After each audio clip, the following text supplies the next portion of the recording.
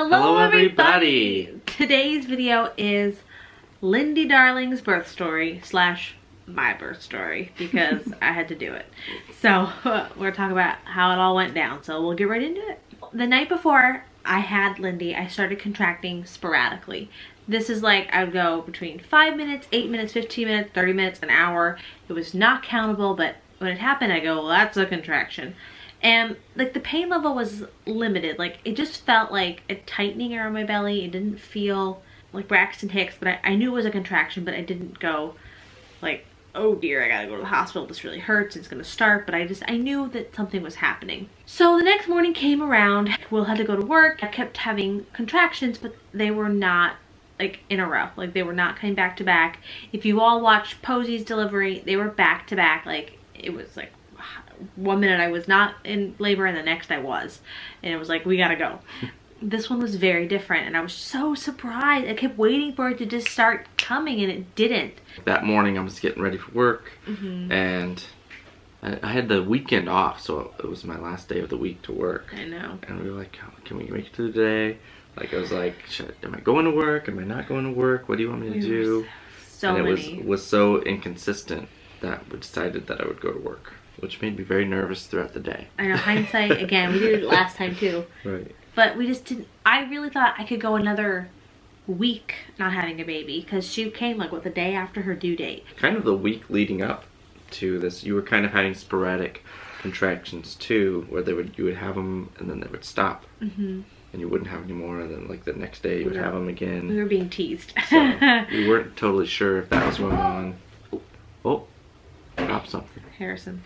I start contracting. At one point I have contracted every 5 minutes. I had my app was saying go to the hospital, but then the next time I had a contraction it was like 10 minutes later. So I'm like, and then every time I would sit down they'd stop. So I was just totally like confused. I was exhausted by the whole thing. It was really hard with all the kids around because it was like my mind was just in like, am I gonna have a baby? Am I not gonna have a baby today? And they were running around, and I had my OB appointment that night. It was scheduled for I think 4 o'clock, but they ended up calling me and rescheduling it for an earlier time, which I was like, hallelujah, like let's find out what's going on. And so and this whole time, like when I'm at work, like we were on the phone with each other every 10 or 15 minutes as I'm like delivering mail, and then I'd call, be like, okay, what's going on? The whole time I was like ready to go. I'm like, do I need to come back? Can I keep going? Can I do one more street? What am I doing? I know. I was like so nervous out there. It's because of Posey's birth. Right. It was. I didn't want to be too late. Yes, and it was possible. It was possible. Drive. But we didn't want him to miss, you know, a day of work if he didn't have to. And Posey, I was what, almost 2 weeks late, so we didn't know what was going on. And it's so hard. Labor should be scheduled, but not scheduled. Like you should just know. Like, I don't want to, you know. At a certain number of days, it just happens. Yes, but not like inducement. But like your body goes, okay, this day, it's gonna happen. But it's not how it works.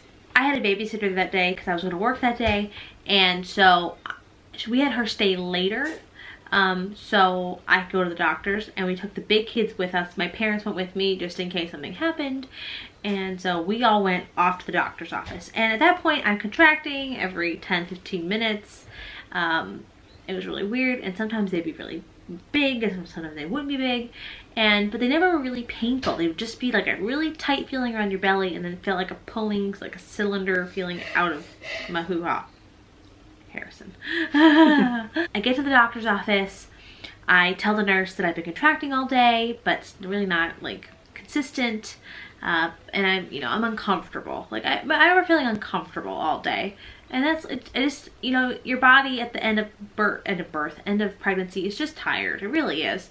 And you really don't know how tired it is till after you have a baby and you feel like yourself again. You're like, whoa, how'd I do that? Like, I don't know how I did that.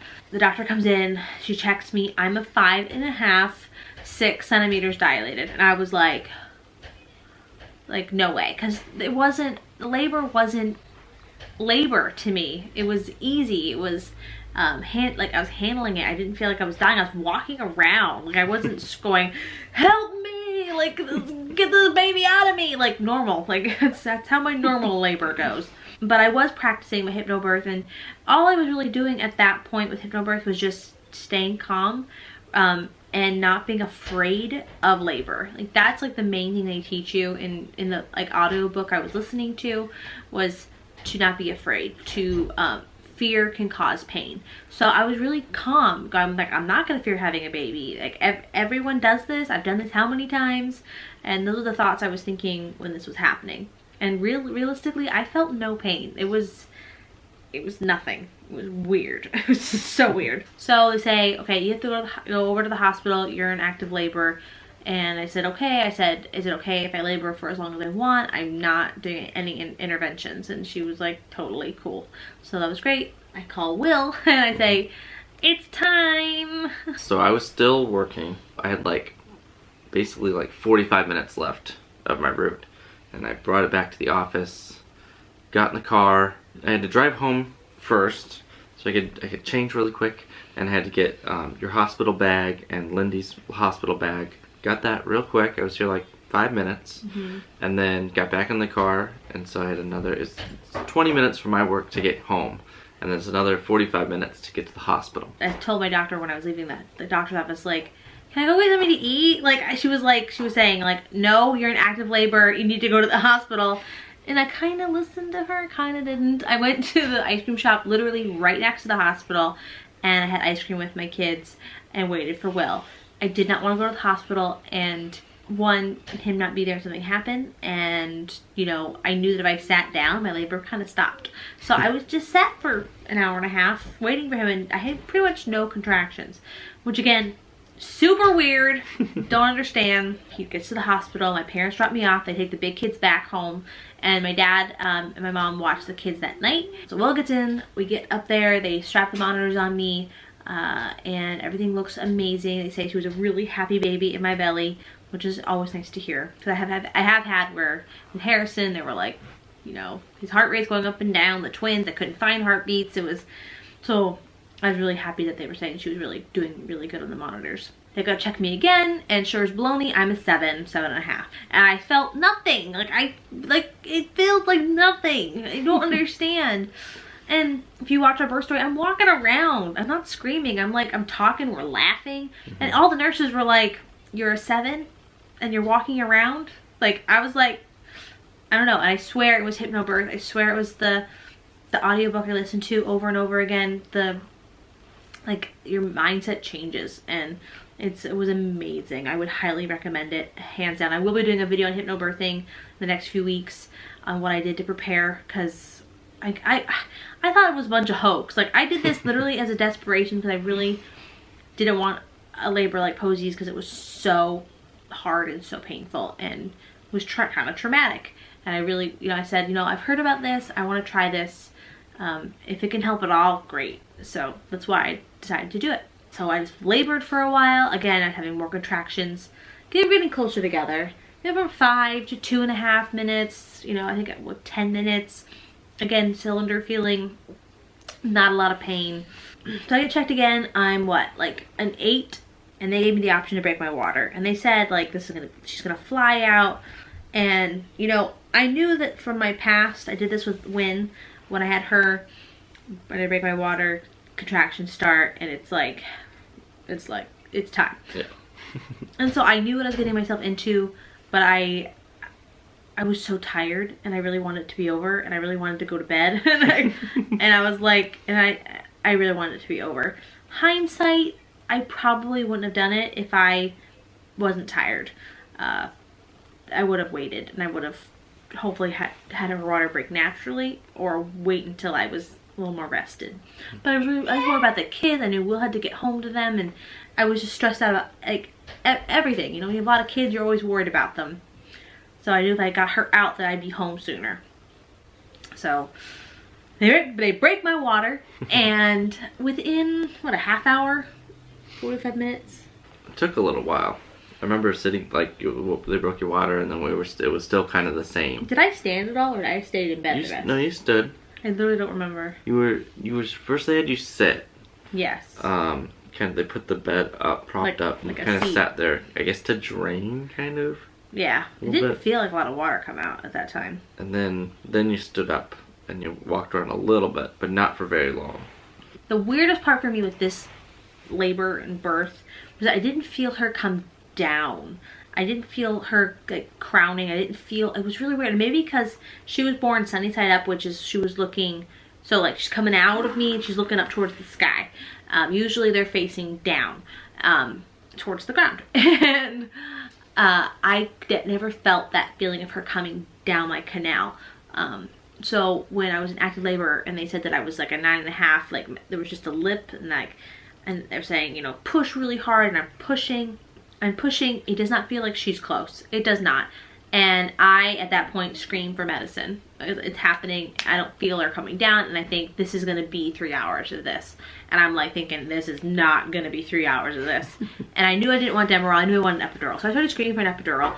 The nurses come running. They're like, no, you're fine. You practiced hypnobirth. I'm like, this baby is in my boobs. She's not coming down.